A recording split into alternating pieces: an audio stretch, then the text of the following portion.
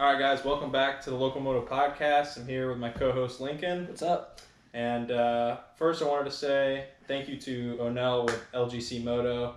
He has sponsored this podcast, so if you guys are interested in the best moto wheels out there, as well as supermoto wheels for pretty much any brand bike, I think he's coming out with Cowie wheels here really soon as well.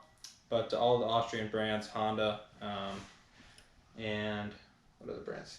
Yamaha, all the Japanese brands as well. So you guys can check the link down in the description if you're watching this on YouTube, or if you're watching or listening to this on Apple Podcasts or Spotify. Check the link down below. It'll take you to the website. You can check out all of his wheels. So thank you to LGC Moto for sponsoring this podcast. And today we have a special guest. We have Jesse Ansley here with us today, professional off-road racer and a good friend of ours. So how are you doing today, Jesse? I'm doing good. I'm glad we could fit this in. Absolutely. Yeah, thank you for taking the time. I know you're very busy. No, it's all good. This is the evening time, so it's time to unwind from the day and just kind of get grooving for tomorrow. Yeah, there you go. You doing some training and stuff today, or what's going on? Yeah. So no, today actually was a rest day. I just did some work and just kind of getting rejuvenated for the week. So yeah, that's kind of, I'm back home in Florida right now for the summer. And as you guys know, it's brutal hot out, so Yeah. It's no better training. Yeah. You got to put in the work. And Good point. last Friday was my first day back from snowshoe, and it was rough. I honestly thought I was going to have a heat stroke out there at 7:30 in the morning. Not Yep. going to lie. Yeah, that was actually our first question we wanted to ask you was about snowshoe. Obviously, I think that was your best finish so far this year. And it looked like you performed really well, and from what we could see, it looked like a pretty brutal race. You want to take us through that? Yeah, snowshoes is a completely different animal. Even when you're a northerner, like all those guys, we get done with Mason-Dixon, and everyone just says, all right, snowshoe prep, and everyone just tries to find the gnarliest stuff to moto down on. So being from Florida, it's like a shock for me, more so than anybody else. But yeah, I kind of started off the day kind of slow, like I always do, and second lap, third lap, I just started clicking off some really good times, and kind of proving to everyone like I'm one of the fastest XC2 guys out there. I just give everyone a head start at the beginning. I don't know why, but yeah, that's the forever question, isn't it? Yeah, I don't get it. When I'm home, I can sprint the first lap and get away pretty quick, and that's kind of like I've been doing that my whole life down here. And yeah, it's just I'm not really an aggressive rider. Like I kind of let them all push me around. So this summer we're riding with some better guys, and that's kind of like my goal is like, listen, that's like my only weakness right now. I'm super fit. I'm like super fast. I'm just not fast at the beginning. Like that's all. So if I can get my first 2 laps down, we're sitting pretty golden. But got to get them first 2 laps down, and hopefully prove myself right that that's the only thing I'm missing. Oh yeah, you know it's true. I mean, we all know it's true. You got the speed to make it happen, and it's just a matter of time. I think all of us here in Florida are excited to see you, in XC2 doing your thing and getting those higher positions every race, and it's exciting to watch. And you mentioned, like you said, you were in really good shape, and I actually wanted to ask you, what's the difference in training for a race like snowshoe versus a race like the Wild Boar GNCC? Does it differ, or are you still kind of doing the same thing, like fitness-wise, or what are you doing fitness-wise as a professional racer? Like for the fitness aspect, like we do a lot of off the bike stuff. It's like no secret, kind of we all do the same thing in a way. But I've learned like in the last couple of years, like every athlete's a little bit different, and you have to alter your program kind of based on what you need. And this year I've been really fortunate to kind of click with somebody, and we do a lot of testing and making sure what we're doing is the right thing for me. But yeah, when it comes to training for like a Florida GNCC or West Virginia GNCC, or like snowshoe,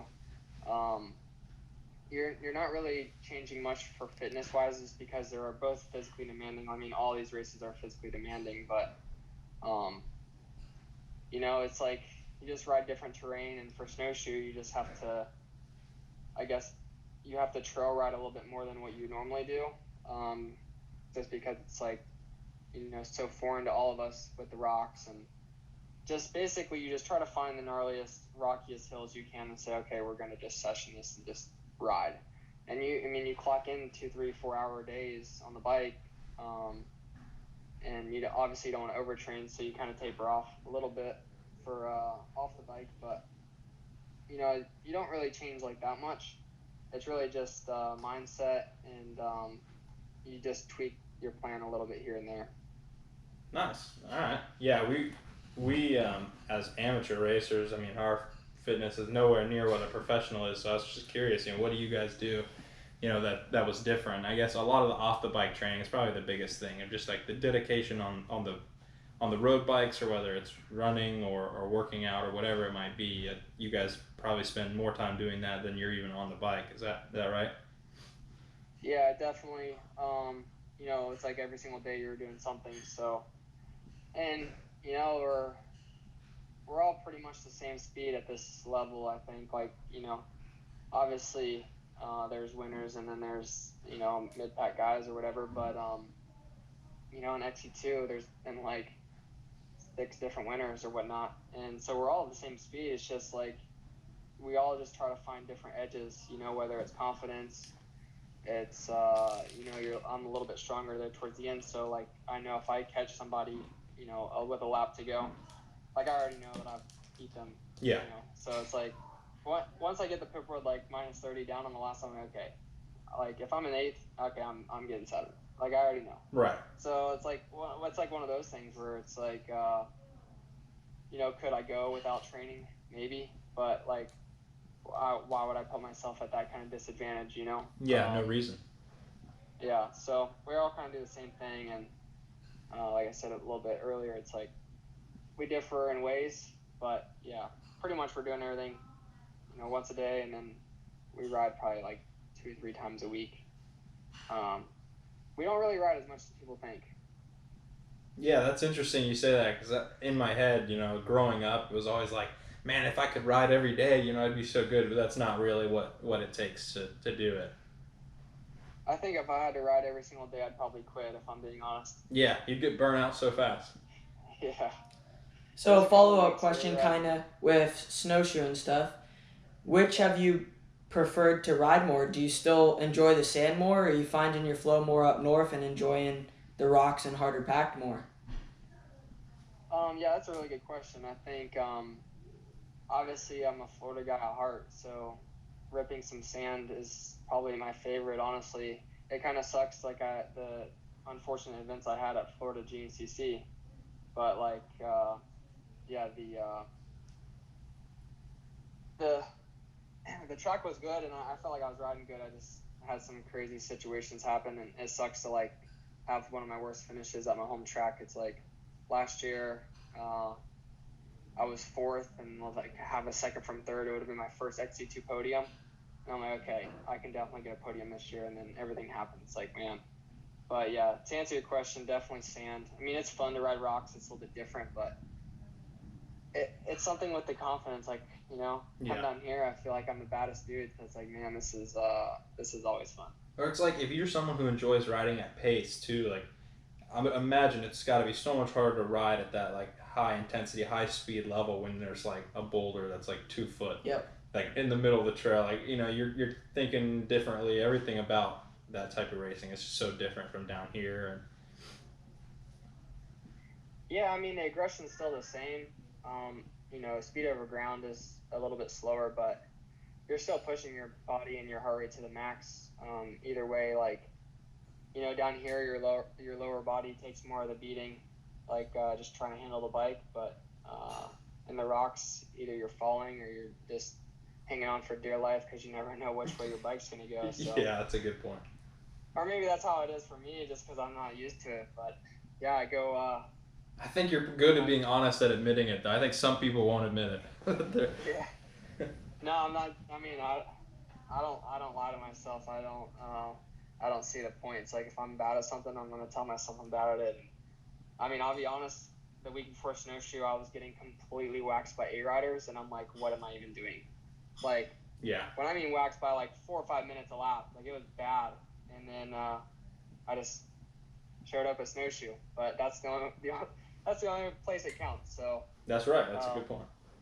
yeah, I'm like, right before Mason or a Mountaineer run, I'm like, hey guys, I want to come get waxed again because it does me good.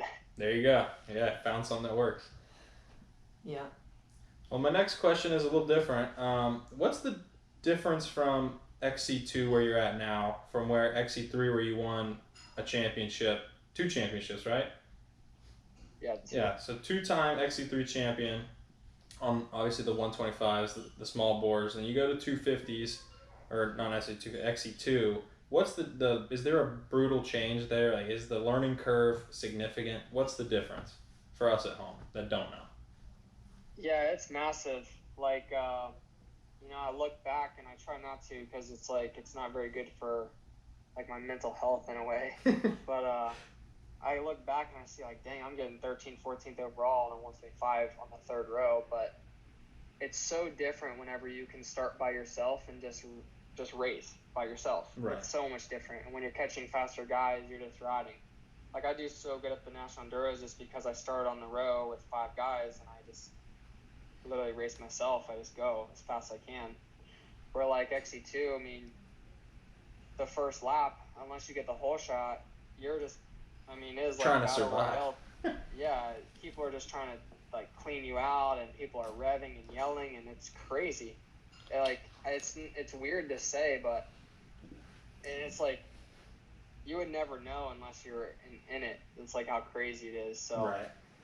I think the first couple laps are kind of what determine your whole race. Unfortunately, like they say, it's a 3-hour race, but it's not 2005 anymore. Like it is all out sprint from the start, and you're just going as fast as you can the whole race. So, you get pushed around the first lap or two, and you're already 6 minutes back. It's like impossible to do good. You're falling back in the XC3 classes, or if an A guy catches you, you're just like, man.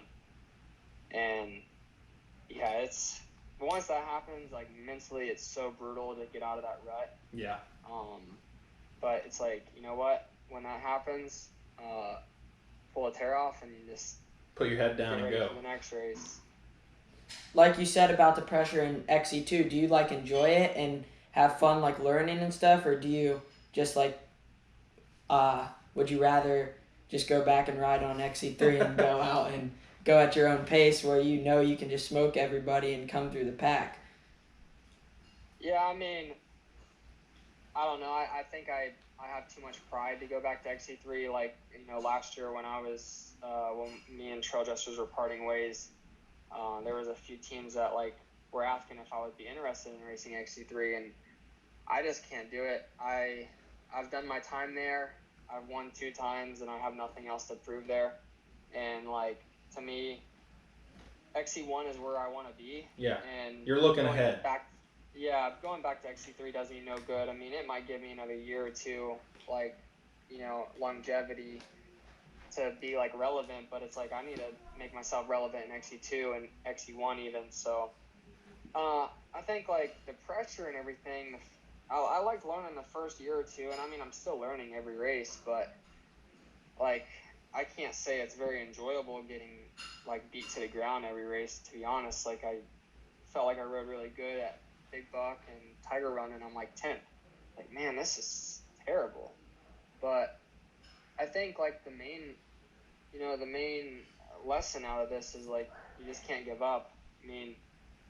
I don't want to be wasting anybody's time, let alone my own. But it's like, these races where I feel like I ride really good and I'm in the back of the pack, it's like it could all change next race. Yeah. So yeah, I like learning, but yeah, it's like I'm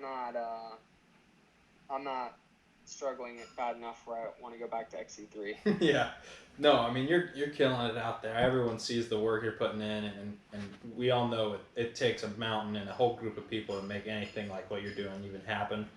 That was kind of the next question too. Was obviously you left Trail Jesters, moved on to do something else, a new team here. You got some people supporting you. Wanted to give you a chance to shout out anybody that's helping you out this year. That's got some stuff going on with the bike, at the races. Who do you got helping out? Yeah, I mean, this year being a privateer effort, it's a pretty big operation. I'm not gonna lie. It all starts from like last year, pretty much working full time. Anyways, like even when I was on the team, I was still working, like trying to survive.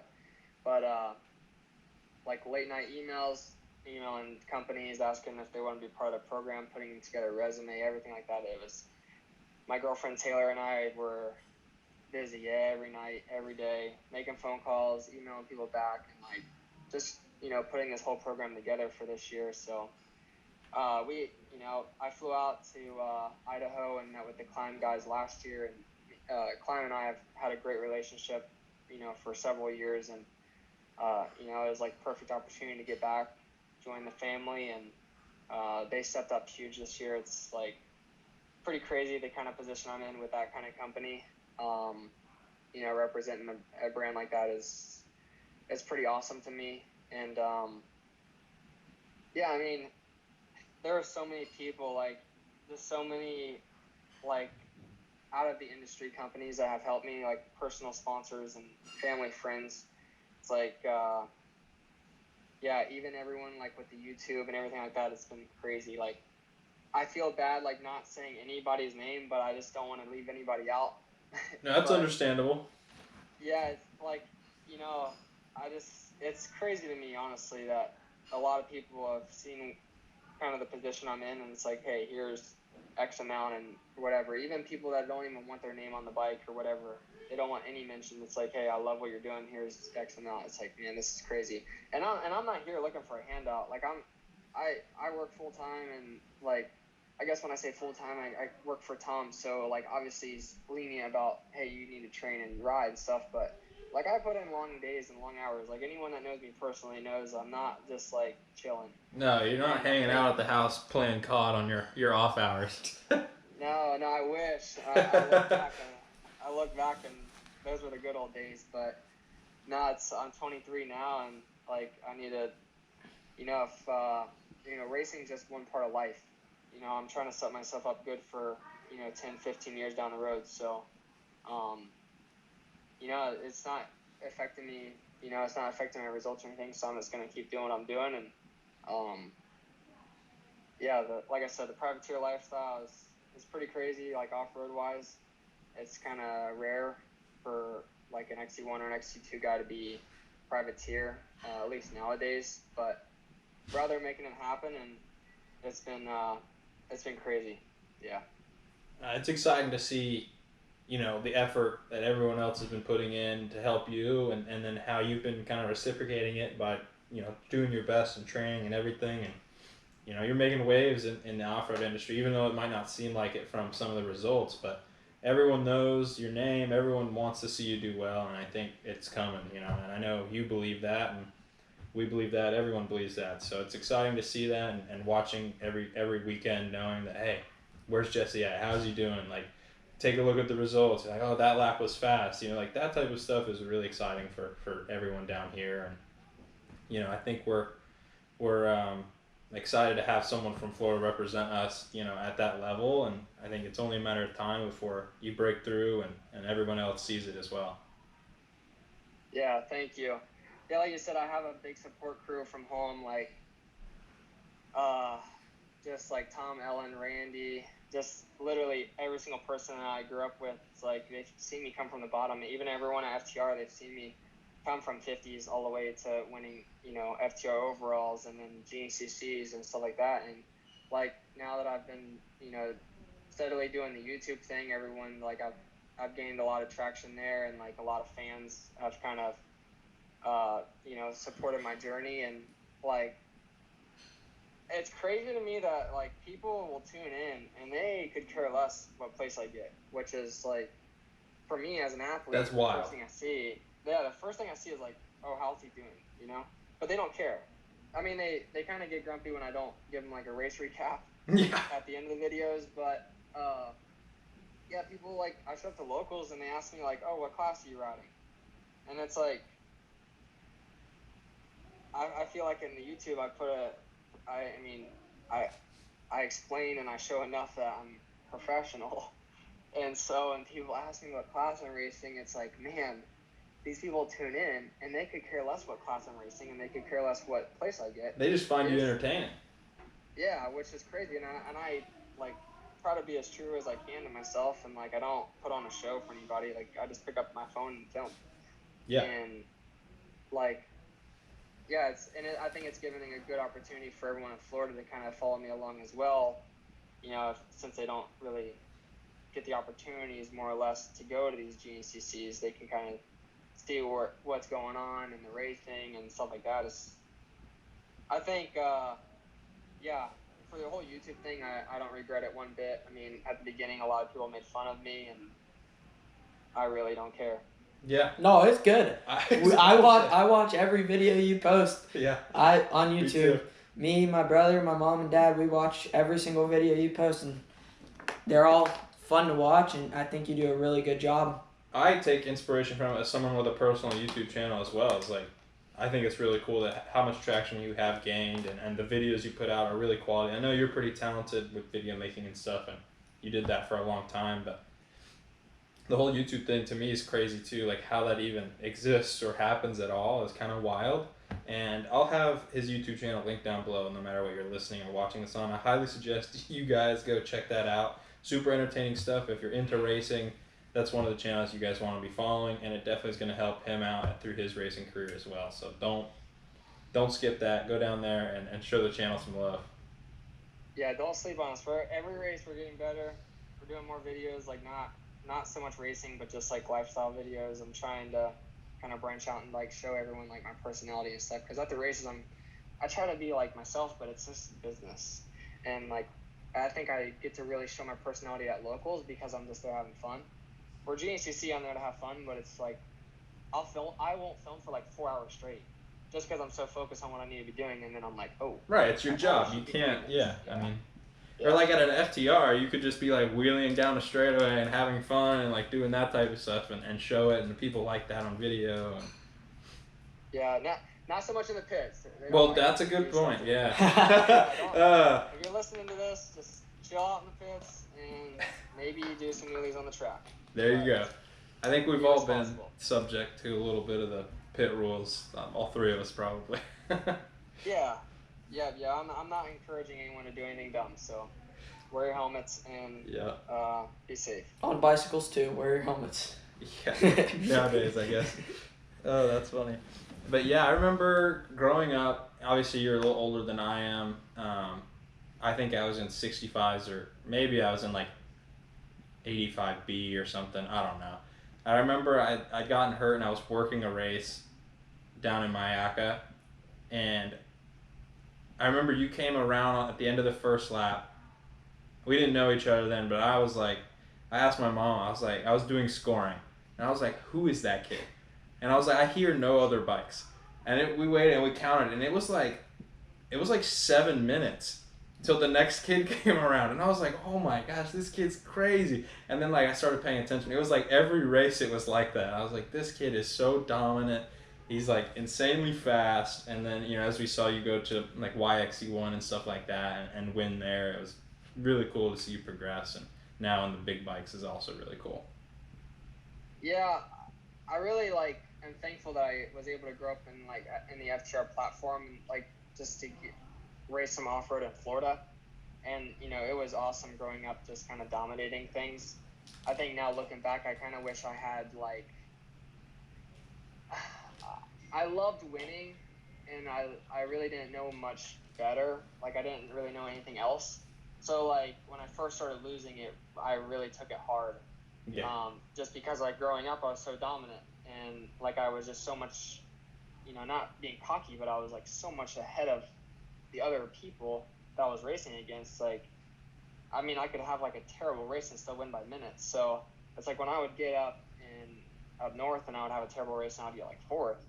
I'm like, whoa, like, yeah, fourth. Not used to that. Fourth in my life, Yeah, and I mean, in the last couple of years, I've gotten pretty used to like, hey, I'm just driving for a top 5 here. But yeah, I mean, growing up, being able to be so dominant and just like learning how to deal with being humble and just kind of knowing, like, just remembering where I came from, I think that was really good for me. And yeah, I still like to show up to FTR and win. I don't like losing at FTR very much just because Well, you're good at winning. A lot of people expect it. Like typically it works out that way, doesn't it? Yeah, it's kind of sad, honestly. Like I race as best I can, and like I straight up got beat one year. I can't remember what year, and like literally the first thing that someone asked me when I finished was like, "Oh, what happened?" It's like, did I got beat. have to happen? Like, Yeah. And like it was just like a big deal, and it's like, dang, like y'all can't be happy for the guy that won. They were happy, but they like, I mean, right in front of the guy, they're like, "Oh, what happened?" It's like nothing. It's all good. Like this kid rode really hard and he beat me. Yeah. And yeah, it's kind of weird, but it's like, it's like, oh, cry me a river. It can't be that bad. But it's kind of weird. People, if someone's not in that situation, they just really won't understand where it's coming from. Yeah, people that don't race competitively do have a hard time understanding like the emotions that go on, and if you're expecting yourself to win and then you don't and you tried your best, it is kind of difficult to take that. And as growing up racing myself, like Jack Chambers was always in my class. I was always like the second or third fastest guy, and like, I never was used to winning, but there did become a time where I was like, I felt confident in myself where I was winning. And then if I had a good race and I didn't win, it was like, dang, what did I do wrong? Then you start thinking about negatively on yourself, and you're wondering like, what are other people thinking about? And at the end of the day, it's just racing. You got to know that what you're capable of, and it seems that you know exactly what you're capable of, to win, and that's the goal. Not a bad.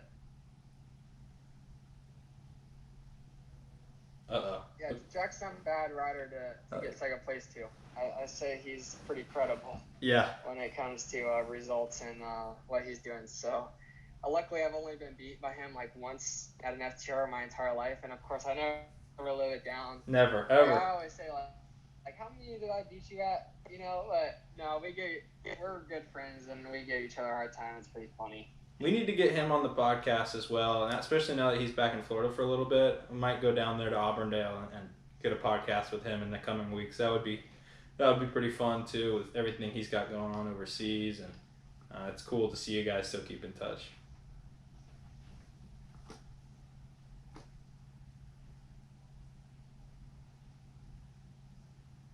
Yeah, a live podcast would be really good with him. Yeah, I think so. All right, got any more questions?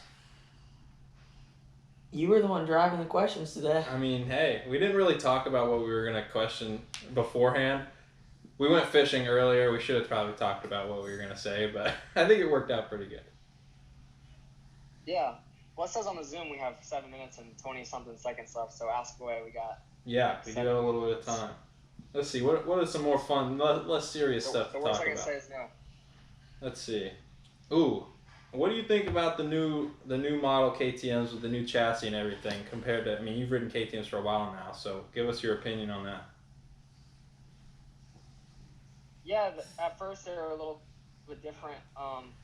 Luckily, like I fell in love with it pretty quick within the first day or two. I know a lot of people are having like chassis issues and modifying the frames and stuff like that. I'm not that type of person. Like I just rather adjust and ride. Honestly, just don't think about it and just go for it.